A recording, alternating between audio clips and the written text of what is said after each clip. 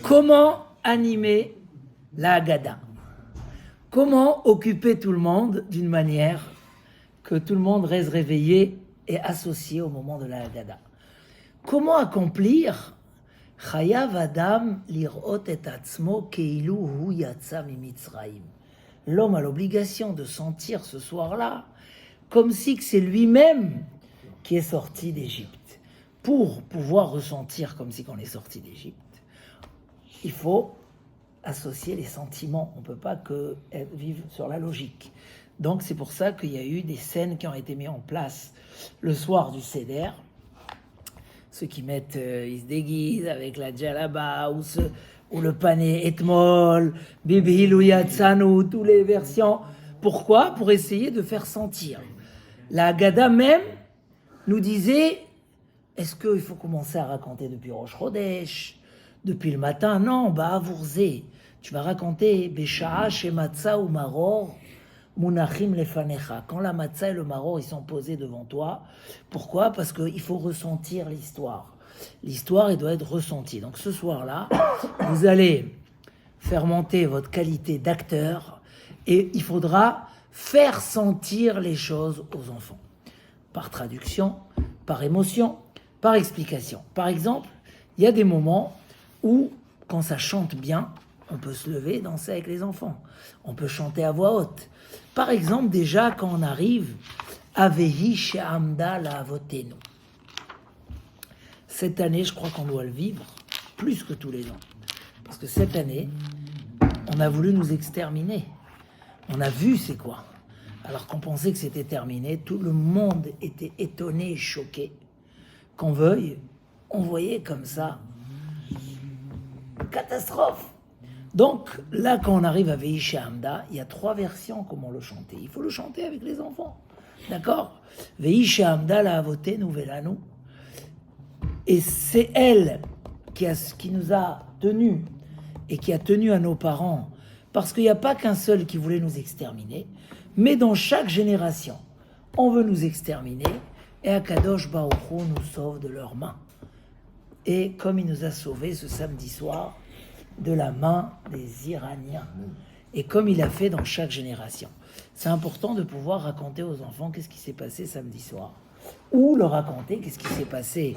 Là, il y a comme ça des rabbinim qui racontaient à leurs enfants une histoire chaque soir sur une histoire qu'on voulait nous exterminer, pour leur montrer comment ça s'est passé. L'histoire de Staline, par exemple, qui a fait la Alilat Dam, comment dire, Alilat Dam, il a mis les médecins en prison et qu'il a dit qu'ils ont empoisonné, je sais pas, c'est une histoire terrible de ça, il voulait faire un pogrom général. Ou l'histoire à Prague, à l'époque de Prague, où il disait que les Juifs avaient égorgé des enfants, chas v'shalom, pour mettre leur sang dans les matzot. Tout le temps, dans chaque génération, ils voulaient essayer de leur raconter des histoires pour qu'ils ressentent ça. Mais comme j'ai dit dans le conseil tout à l'heure, si le père, il est prêt, il a marqué un petit résumé avant chaque chose, ou après, il peut animer avec joie et excitation et tirer l'attention de ses enfants et essayer de pouvoir leur répondre à leurs questions. Parce que ce soir-là, les enfants posent des questions. Il faut savoir répondre aux questions. Alors venez, on va découper la Haggadah en plusieurs morceaux. Le premier morceau, vous le connaissez tous, c'est Halachma Anya. Le pain de pauvreté que nos ancêtres ont mangé en Égypte. D'accord? Tous ceux qui veulent venir manger avec nous sont invités. Cette année, on est en exil. L'année prochaine, on est en Israël. C'est le premier chapitre. Combien de beaux chidushim vous pouvez dire et développer sur ça? Sur la force de quand on invite des invités, que ça mène la Géoula. Sur le Mashiach qu'on attend quand sera l'année prochaine en Égypte. Sur ce que nos parents mangeaient en Égypte. On peut raconter les souffrances que les Bnei Israël ont en Égypte. Chacun, il a appris comment il les faisait construire et machin, etc. C'est vrai que la matzah, elle est appelée du pain de pauvreté. Mais il y a 2 écoles, comment comprendre. Est-ce que vous êtes d'accord que à Pessah, on va manger un pain de pauvreté, alors qu'on est dans la fête de la Géoula? Vous pensez que c'est c'est pas cohérent. Il y a deux explications. Ou que vraiment, pour sentir la liberté, il faut manger un pain comme ils ont mangé quand ils étaient en exil. Et quand il témoigne le Even Ezra, quand il est passé dans des pays où il y avait des serviteurs et des esclaves, il a vu qu'on leur donnait à manger de la matzah. Pourquoi ? Pour pas qu'ils aient faim et qu'ils redemandent à manger chaque fois. La matzah, elle reste longtemps dans l'estomac. Donc en Égypte, on leur donnait à manger du pain de pauvreté. Le Maharal n'accepte pas cette explication parce qu'il dit « On est dans la fête de la Géoula. Tu peux pas donner à manger toute la fête un pain de pauvreté alors qu'on est dans la Géoula. » Il dit non. Là, il faut que dans la fête de la Géoula, on essaye de retourner à nos références et comprendre c'est quoi la Géoula. Aujourd'hui, pour avoir la Géoula, on croit qu'il faut des grandes maisons, beaucoup d'argent, beaucoup de vacances, beaucoup des belles voitures, comme ça. Et du coup, l'homme devient serviteur de la vie. S'il lui manque un truc, ça y est, chlet, oui ou non? Alors qu'on vient exprimer le pain de la Géoula. La vraie Géoula, c'est quand d'abord un homme il est entier avec soi-même. Le pain, c'est de l'eau et de la farine, sans ingrédients extérieurs. Tu rajoutes des ingrédients, le pain il va sécher plus vite. Il faut savoir le gérer, il faut savoir le mettre au congélateur, il faut savoir le réchauffer. D'abord, le pain de la Géoula, c'est le pain qui est pauvre, pas pauvre des pauvres, pauvre d'ingrédients, qui exprime qu'un homme qui veut être vraiment libre dans sa vie, il ne doit pas se rendre serviteur aux ingrédients du bonheur. Il y a beaucoup d'ingrédients pour être heureux, mais c'est que des ingrédients. Il faut que d'abord, tu sois heureux de toi-même. C'est ça le symbole de la Géoula. C'est un pain qui vient exprimer cette simplicité avant les ingrédients. C'est un message très très intéressant. Le monde entier, comme nous dit le Even Ezra, sont esclaves et serviteurs de leurs désirs. Et c'est pas une vie. Alors que celui qui a compris c'est quoi le pain de la Géoula, il peut devenir heureux. Alors après, il aura l'agneau, il aura les terfesses ou tout ce que chacun y fait dans ses machins. Ça vient en supplément, pas dans le pain. Et ça, c'est le pain de la Géoula. Deuxième chapitre, c'est Manishtana. Il faut que les enfants traduisent les questions. Si ils ne savent pas leur traduction, ben le père prend la relève et il explique les questions. Et le troisième chapitre, c'est la réponse aux questions. Dans le troisième chapitre, on répond à toutes les questions en 3 phrases, 3 sujets. Le premier, quand on était en Égypte, voilà, celui qui a fait ça, il a accompli déjà la mitzvah de la Haggadah. On était esclaves en Égypte. Hachem nous a fait sortir avec une puissance énorme. S'il ne nous avait pas fait sortir, on serait encore aujourd'hui serviteurs. Et donc, tout le monde doit raconter, même les plus grands sages. Et tout celui qui raconte plus, Arézé Meshoubar. Voilà le premier chapitre qui exprime la Haggadah. À toi de voir chaque soir qu'est-ce que tu veux développer dans ce chapitre. Il y a tellement de chidushim. Mais expliquer c'est quoi l'esclavage. Hein? Est-ce que l'esclavage existe encore? Ça a existé il n'y a pas très longtemps. Les esclaves des plantations. C'est quoi l'esclavage? Et Hachem nous a fait sortir alors qu'on était esclaves à Paro en Égypte. C'est marqué en double. Parce que personne ne pouvait se sauver de l'Égypte. C'était plus gardé que ce qu'on garde autour de Gaza là-bas. Pour pas dire. Et Paro, c'était un roi dur. Voilà. Et là, tu expliques où étaient nos parents, et comment tu arrives à animer et à expliquer, vous allez ressentir, Vayotzienu Hashem Elokeinu Misham, Hashem nous a fait sortir, donc il faut raconter. Celui qui raconte beaucoup, c'est quoi Arézé Meshoubar? C'est quoi Arézé Meshoubar? C'est un homme de qualité, Meshoubar. Tu veux dire un chapeau, un beau chapeau, mais tu dis chapeau Meshoubar. Ou bien Meshoubar, c'est un homme qui mérite des louanges. Voilà, tu expliques bien à tes enfants que celui qui ressent et qui raconte ces miracles extraordinaires qu'on a eus, qui nous ont rendu un peuple, alors c'est un homme de qualité. J'ai fait beaucoup de Chidushim là-dessus, vous pourrez les écouter sur les 10 cours de Haggadah que j'envoie voilà, sur le truc. Maintenant, après on raconte le petit chapitre, l'histoire de Rabbi Eliezer et des 5 Rachamim. Qui c'étaient les 5 Rachamim? Rabbi Eliezer, Rabbi Yoshua, Rabbi Elazar ben Azaria, Rabbi Akiva et Rabbi Tarfon qui étaient à Bnei Brak. Et ils ont raconté toute la nuit, jusqu'au matin, jusqu'à que leurs élèves sont venus et leur ont dit, nos maîtres, il faut prier Shacharit, c'est l'heure. Alors ce matin, j'ai expliqué un petit peu ça, qu'en fait, à travers ça, ils voulaient montrer que la Géoula, elle était le jour.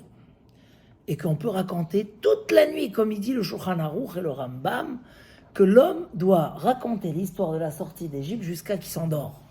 Il n'y a pas de limite. Donc ce soir, on est nos limites, à tel point que les Chachamim ont dû attendre. Donc ce matin, on a donné 2 explications. Pourquoi on parle de Bnei Brak ? Et on a donné aussi tout le calcul du débat.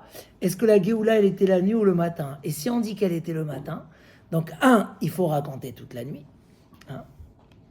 Et 2, on peut manger le Korban Pessah toute la nuit. Et 3, ça veut dire qu'Akadosh Baruch Hu, il a exploité tout le Shiboud. On n'a pas des compléments à avoir. Les Bnei Israël ont fini les 400 ans d'exil, les 210 ans en Égypte et les 86 ans de travail et de souffrance. Ça aussi, vous allez trouver sur les cours de la Haggadah que j'ai envoyé. Mais en fait, il y a 3. 1, les 400 ans depuis la naissance de Yitzhak, c'est même 430. Les 210 ans qu'ils étaient en Égypte et les 86 ans où ils ont travaillé comme des vrais esclaves. Et ça, on a terminé le travail, on a été acquitté de cet exil qui nous a rendu un peuple. Après, vous avez l'histoire de Rabbi Elazar ben Azaria, qui dit, je suis comme un vieux de 70 ans. Pourquoi il dit, je suis comme un vieux ? Parce qu'en fait, les Chachamim, ils ont décidé d'enlever Rabban Gamliel en tant que président et mettre Rabbi Elazar ben Azaria qui avait que 18 ans. Mais sa femme, elle lui a dit, ils vont pas te respecter si tu acceptes. Tu as une petite barbe noire, tout mignonnette. Alors il a eu un miracle ce jour-là. Il a eu 18 rangées de barbe blanche qui se sont faites dans sa barbe. Et il est devenu le Nassi, le président de la communauté. Mais ce n'était pas Stam un président, c'est le président des Chachamim. Et il a dit, moi je veux une preuve que toute l'année, on doit rappeler la sortie d'Égypte, le jour et la nuit. Le jour, on sait, dans le schéma, on dit Ani Hashem Elokechem asher hotzeti etchem me'eretz Mitzrayim. Toute l'année, on rappelle la sortie d'Égypte. Pourquoi ? Parce que la Torah nous a donné une mitzvah. Comme elle a donné la mitzvah Zachor et Yom HaShabbat, tu te souviendras du jour du Shabbat.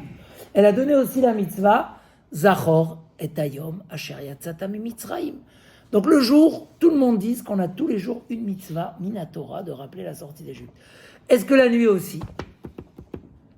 Rabbi Elazar ben Azaria, il pense que oui, et Chachamim, ils disent non.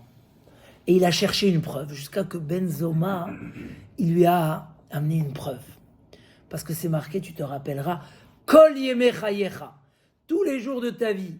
Le mot Kol, tout, il vient rajouter les nuits. Mais d'après Chachamim, Kol, ça vient parler du Mashiach, que même quand le Mashiach, il va venir, et il y aura des tellement grands miracles, que ça va amoindrir la valeur des miracles de la sortie d'Égypte. On devra quand même se rappeler de la sortie d'Égypte. Dans tous les cas, il y a ici une allusion à la nuit. Est-ce que quand on est dans la nuit, dans le noir, dans l'exil, avec les souffrances du 7 octobre et du 14 avril, est-ce que on doit quand même encore se rappeler de la sortie d'Égypte ? Peut-être qu'on est en exil. Oui, même la nuit. Chachamim me disent, il n'y a pas besoin de rajouter les nuits. L'espoir du Mashiach fait que même la nuit, voilà, ou c'est le passé qu'il faut tout le temps se repérer au passé, ou au futur. Chachamim me disent, le Kol est venu te dire, tout le temps. Même la nuit, regarde le passé, ça va t'encourager. Chachamim me disent, la nuit, regarde le Mashiach. Les Avilimot Mashiach. On avait le passé ou le Mashiach le Kol, selon Rabbi Eliezer, il vient dire les nuits, que même pendant la nuit, il faut se rappeler la sortie d'Égypte. Chachamim me disent non, la nuit, il n'y a pas d'obligation. Mais c'est quoi Kol ? Tu dois savoir que comme tu te rappelles tous les jours, tu devras le mentionner aussi à l'époque de Mashiach. Donc il faut se projeter sur Yemot Mashiach quand il fait noir. Ça, c'est le 4e chapitre. Après, on arrive aux 4 enfants. Aïe, aïe, aïe, aïe, aïe, aïe, aïe, là. La Torah voulait qu'on soit sensible aux questions de nos enfants. On a fait cours là-dessus, Shabbat à Seudah Shlishit. On a fait cours là-dessus ce matin. Il y a des signes, il n'y a pas plus grave qu'obliger un enfant à étudier quelque chose qu'il n'est pas capable d'étudier ou de faire. Oui ou non? Il n'est pas capable, tu l'obliges. Et il n'y a pas plus grave que de ne pas l'obliger de faire ce qu'il est capable de faire. La Torah, elle a parlé de 4 enfants. Le Chacham, le Racha, le Tam et le Sheno Yodea Lishol. Alors venez, on fait un petit résumé sur ça, vous pourrez beaucoup développer. À la limite, le Tam, le simple, c'est un enfant qui pose des questions, mais il n'est pas assez intelligent. Il dit, c'est quoi ça? Sur quoi il demande, c'est quoi ça? Mazot. C'est quoi ça? Ça veut dire, c'est quoi ça? Quand il voit l'agneau pascal, quand il voit les matzot, quand il voit tout ça, il voit toute une cérémonie. Il ne comprend pas, il dit, c'est quoi? Alors la Torah, elle dit, tu as un enfant comme ça qui est un peu naïf, simple, raconte-lui l'histoire. Ne va pas, ne nie quoi. Il y a celui qui ne sait pas poser des questions. C'est un enfant un peu comme ça, indifférent. Ne le laisse pas dehors de la table. Raconte-lui. Tu sais pourquoi on est sorti d'Égypte? Grâce à ça. S'il n'y avait pas ces mitzvot-là, on ne sortirait pas d'Égypte. Donc c'est grâce aux mitzvot, et comme ça tu lui racontes Pessah, Matzah et Maror. Mais les deux qui nous interpellent le plus, c'est Chacham et Racha. Le Chacham, il demande une question intelligente. Ma'edut, ve'a chukim, ve'a mishpatim. Je vois que dans le Korban Pessah, il y a des mitzvot avec raison. C'est les mishpatim. Il y a des chukim, il y a des mitzvot sans raison. Pourquoi assourd de casser l'os de Pessah? Pourquoi il faut griller le Korban Pessah? Pourquoi? C'est des lois. Et il y a des haïdout, des mitzvot qui viennent rappeler des choses. Papa, tu peux m'expliquer un peu les haïdout, les chukim, les mishpatim? Alors c'est quoi la réponse que la Haggadah lui donne? Afata et morlo, keilchot a Pesach, en maftirin achar a Pesach afikoman. Apprends-lui les halachot de Pesach. Jusqu'à la dernière halacha. C'est quoi la dernière halacha de ce soir-là? C'est qu'après le Korban Pesach, on ne peut plus dire en maftirin. C'est quoi maftirin? Comme la haftara. C'est la dernière lecture. On ne peut pas dire afikuman. Faites sortir à manger après le Korban Pesach. Non. La dernière chose qu'on mangeait à l'époque du Beth Amikdash, à la fin du Seder, c'était quoi? C'était les 30 grammes de l'agneau pascal. Tout le reste, on mangeait de la viande, ce qu'on voulait. Des matzot, de marron. Et c'était quoi la dernière chose? C'était le Korban Pessah. Pourquoi on le mangeait en dernier? Pour garder le goût jusqu'au lendemain matin. Donc, toi, tu dois expliquer au Chacham toutes les halachot. Ne fais pas le fainéant. Tu dois savoir répondre à ton fils. Et ce soir, tu as la mitzvah de lui répondre. Le Khatam Sofer, il donne une belle explication là-dessus. Il dit que le Chacham, il est un peu dérangé quand même. Je ne comprends pas pourquoi faire tellement d'actions. Si on aime Dieu, on pense à Dieu, on le sert, pourquoi il faut? Alors on lui dit, tu sais quoi?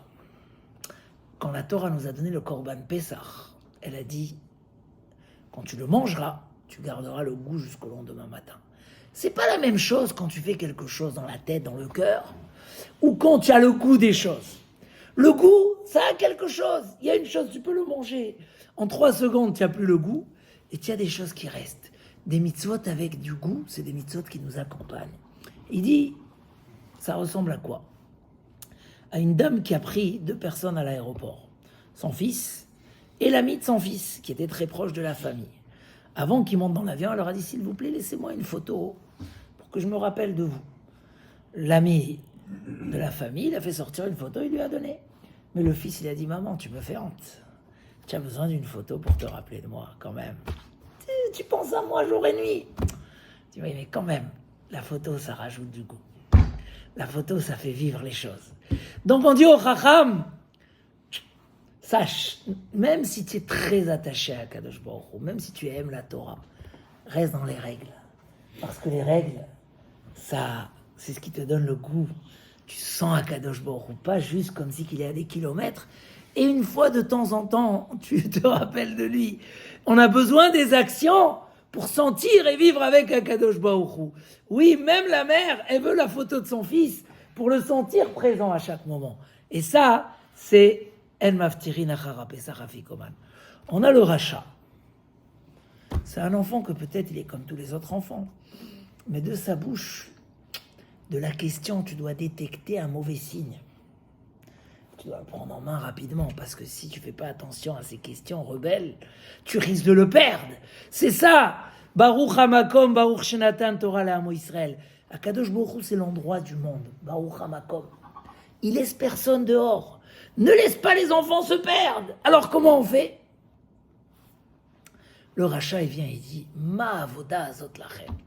C'est quoi ce que vous êtes en train de faire? Pourquoi vous faites ça? Hein? Il dit lachem. C'est quoi lachem? À vous. Quoi, il fait pas partie de la famille, lui? Ah, il s'est exclu, c'est très grave. Faut tout de suite prendre les choses en main. Alors, qu'est-ce que tu lui fais? Tu lui agaces les dents. Hein? Agace-lui les dents. Agace-lui, on dit? Agace-lui les dents. Et tu lui dis, mon cher fils, tu saches, si tu continues comme ça, sache que tu ne serais pas sorti d'Égypte. Parce que grâce à quoi on est sorti d'Égypte? Grâce à ça, à Matzah et Maror. C'est marqué dans le Passouk. Ba'avourze. Tu sais pourquoi je te fais sortir d'Égypte? Parce que tu vas manger le Pessah, la Matzah et le Maror. Donc si tu étais là-bas, tu ne serais pas sorti. Attention, ne t'exclus pas. Si tu t'exclus de ce travail, même s'il ne te plaît pas, tu t'exclus du clan Israël. Tu abandonnes la Torah, tu abandonnes Dieu. C'est pas, tu peux pas dire je suis un juif, mais je suis pas dans la Torah. Tu dois rester attaché à ces valeurs parce que c'est ce qui te donne le droit de vivre les miracles du peuple d'Israël. Hier soir, je leur ai dit une très belle explication du Briskerov sur ça. Le Briskerov, il dit, soit on parle d'un petit enfant, soit on parle d'un grand enfant. Il dit c'est plus logique qu'on parle d'un grand enfant. Mais on pourrait parler aussi d'un petit enfant. Le pauvre petit enfant, il fait le rebelle. Pourquoi je suis dur avec lui? Tu sais pourquoi je suis dur avec lui? Il dit parce qu'il y a un secret dans l'éducation. C'est quoi le secret? On suit ses parents et après on pose des questions. Si tu poses des questions avant de suivre tes parents, il y a un gros problème. L'enfant, il faut l'éduquer, tu fais d'abord. Ne dis pas vous. On est ensemble. Tu veux comprendre? Je vais t'expliquer. Naaseh Benishma. Le secret dans l'éducation, c'est que tu écoutes. Après, je te donnerai. S'il dit, non, pourquoi tu veux que je vais? Si tu m'expliques pas, j'y vais pas. Il y a un problème. Alors, Aké, Chinav, tu lui dis, monsieur, ne crois pas que c'est rien. Tu es en train de dévier. Je prends les choses au sérieux. Ça, c'est la première explication. Si c'est